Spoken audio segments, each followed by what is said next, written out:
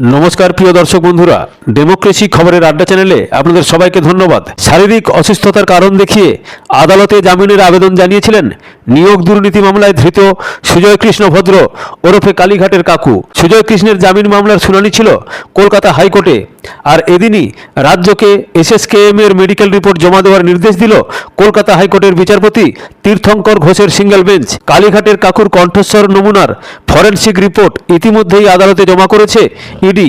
Report পেশ করে সংগৃহীত নমুনা ও সুজয় কৃষ্ণ ভদ্রের কণ্ঠস্বর একেবারে মিলে গিয়েছে বলেই দাবি করেছে ইডি। ইডি জানিয়েছে, ফরেনসিক রিপোর্টে মোবাইল ফোন থেকে সংগৃহীত ভয়েস ক্লিপিংয়ের সঙ্গে হুবহু মিলে গিয়েছে সুজয় কৃষ্ণ ভদ্রের কণ্ঠস্বর।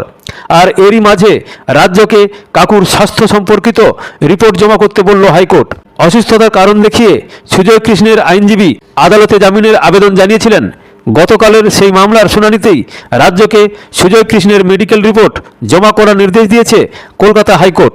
আগামী 10ই মে কালীঘাটের কাকুর জামিন মামলার পরবর্তী শুনানি।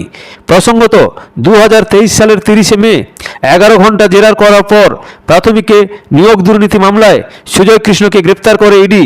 তারপর থেকে জেলে কম থেকেছেন, বেশি থেকেছেন হসপিটালে। বর্তমানে এসএসকেএম হসপিটালে রয়েছেন তিনি। আগেই বাইপাস সার্জারি হয়েছে কাকুর, বুকে পেসমেকার বসানো হয়েছে।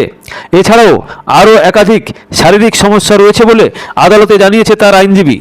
এদিন আদালতে কাকুর আইনজীবী দাবি করেন, ইডির হাতে গ্রেপ্তারি, স্ত্রী বিয়োগ সব মিলিয়ে কাকুর ওপর শারীরিক চাপের পাশাপাশি মানসিক চাপও রয়েছে। তার মানসিক সুস্থতারও চিকিৎসার প্রয়োজন। এই অবস্থায় তার জামিন জরুরি। এই আবেদনের পরিপ্রেক্ষিতেই রাজ্যের কাছে কাকুর স্বাস্থ্য সম্পর্কিত রিপোর্ট তলব করল কলকাতা হাইকোর্ট। খবরের সঙ্গে থাকবেন, ভালো থাকবেন। ভালো লাগলে চ্যানেলটিকে লাইক এবং সাবস্ক্রাইব করবেন। ধন্যবাদ, নমস্কার।